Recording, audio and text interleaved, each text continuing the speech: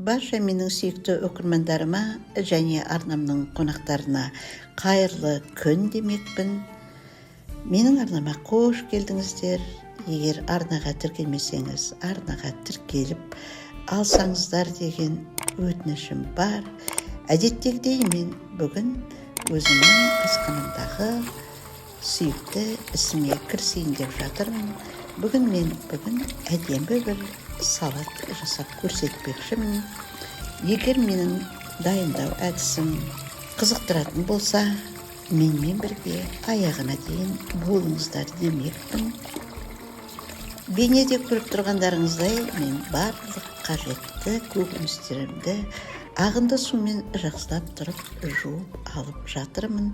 Енді кішкене сәл кебуіне мүмкіндік беретін боламын, содан кейін іске кірісеміз. Міне мен 3-4 қияр, 1-2 помидор, 1 болгар бұрышын және ас көк жуа алдым. Ең бірінші жұмысымызды қиярдан бастайық. Қиярларды мен осындай ұзынша қылып жұқалап кесіп алып жатырмын. Бұл салат менің сүйікті салаттарымның бірі, өте жиі дайындап тұрамын. Енді салатымыздың әдемі реңін беру үшін ең бірінші олардың туралуына үлкен мән беру керек. Міне мен ирек осындай кесетін пышағымның көмегімен қиярларымды осындай әдемі етіп турап алып жатырмын. Барлық қиярларды да мен осындай қылып көлеміне қарата барынша ұзындау қылып турап алуға тырысамын. Енді турап алған барлық қиярларымызды бір ыдысқа сала береміз. Міне мен барлық қиярымды турап болдым. Енді мен бұған бір азғантай тұз салып, кішкене тұрғызып қоям. Ол біздің қиярымыздың түсін өте әдемі қылып өзгертеді және кішкене жұмсарады. Енді мен бетін жауып қалған көкөністерімді турап болғанша кішкене тұратын болады. Енді мен қиярларыма кірісіп жатырмын. Қиярларымызды осындай бірнеше бөлікке бөліп алғаннан кейін олардың ішкі жұмсақ бөлігін алып тастаймын. Барлығын. Содан кейін бұл қиярларымды жіңішкелеп турайтын боламын. Сонда біздің салатымыз өте әдемі шығады. Салат жасау менің ең сүйікті істерімнің бірі. Ол салаттың өте әдемі шыққанын қадағалаймын барымша. Сондықтан да әрбір турайтын көкөнісімнің әдемі болуына көп көңіл бөлем.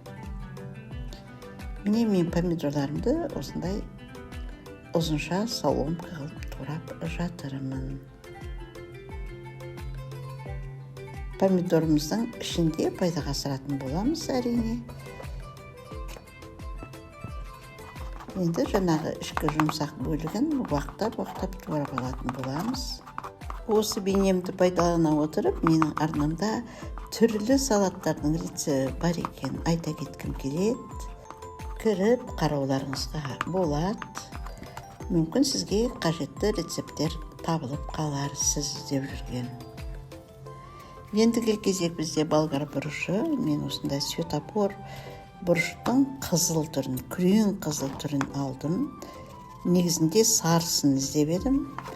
Бізде біздің гипермаркетімізде тек қана қызыл түрі ғана болды. Сол қызыл түрін алуға тура келді. Негізінде сарысын алғым келген болатын. Бәрін бір ыдысқа жинаймыз. Енді жуамызды да ас көгімізді де осындай уақтап турап аламыз. Жуаны мен негізінде қиғаштап турайтын едім. Осы жолы осындай уақтап бір турап көрейін деп жатырмын.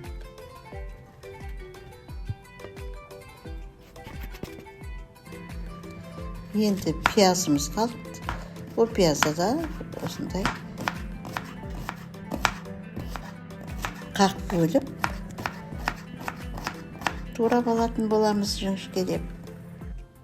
Ендігі кезек мен бір азғантай салатқа арнап сақтап қойған етімді алдым. Мен оны жалпақ қылып турап қойған болатынмын. Соның бәрін соломка қылып турап тастадым. Етімді бұл салатқа барлығын жіңішке соломка қылып турап жатырмын. Енді пиязымды мен өсімдік майына жақсылап тұрып қуырып алам.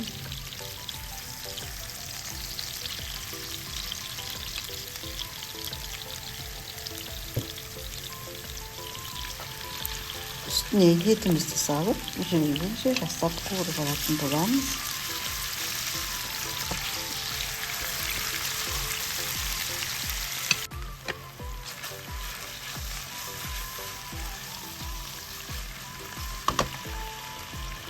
Оның үстіне демдеуіштер саламыз. Мен қара бұрыш, қызыл бұрыш, паприка алдым. Енді солармен бәрін жақсылап қуырып алатын боламыз. Менің етімді ұзалмаған, мен оны балғын күйінде турап салып тастаған болатынмын. Сондай-ақ соевый соус құйдым. Помидорымды да салып жүрдім. Осылардың бәрін жақсылап қуырып аламыз, етіміз жұмсарғанша. Міне осындай подливасымен керемет болып қуырылды.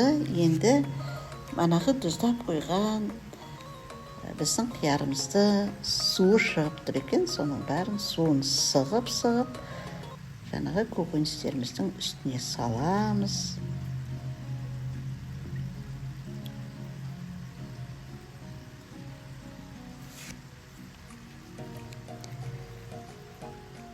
Одан кейін жаңағы біздің қуырып алған етімізді саламыз.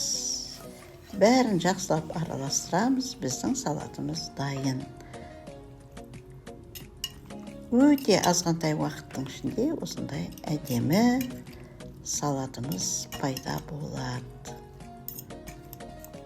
Салатымыз кішкене 5-10 минут тұрса, жүре әдемі болады. Дәмі кіріп. Міне құрметті менің оқырмандарым, мен азғантай уақыттың ішінде осындай керемет салат жасап шығардым. Егер ұнаса, лайк қойыңыздар, арнаға тіркеліңіздер, өздеріңіздің пікірлеріңізді қоса кетіңіздер. Менің арнамдан алыстамаңыздар. Мен күнбе-күн жақсы рецепттермен бөлісіп тұруға тырысамын. Хош, сау болыңыздар.